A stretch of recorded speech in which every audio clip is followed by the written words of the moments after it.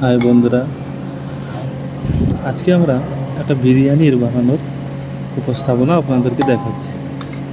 এই যে দেখছেন আপনারা, এখানে বিরিয়ানি ভাত, চাউলটা সিদ্ধ হয়ে গেছে, এরপরে একটা মাংসর স্তর দেওয়া হয়েছে, তারপরে হালকা পেঁয়াজ ফ্রাই এখানে দেওয়া হয়েছে। এখানে দেখুন আমরা পেঁয়াজ ফ্রাই দিচ্ছি। এরপরে এখানে বিরিয়ানির মশলা দেওয়া হচ্ছে। বিরিয়ানির মশলা এটা হচ্ছে অ্যাকচুয়ালি বিরিয়ানির লেয়ার করা হচ্ছে। প্রথমে চাল দিয়ে, তারপরে মাংস, তারপরে আবার চাল পড়বে। চাল নয়, বেসিক্যালি ভাত। ওটাকে হাফ সেদ্ধ করে রাখা আছে। এরপরে এটাকে আবার গ্যাসের ওভেনে বসিয়ে তারপরে ওপরে হালকা চাপা দিয়ে রেখে দেওয়া হয়, তখন বিরিয়ানি একদম রেডি।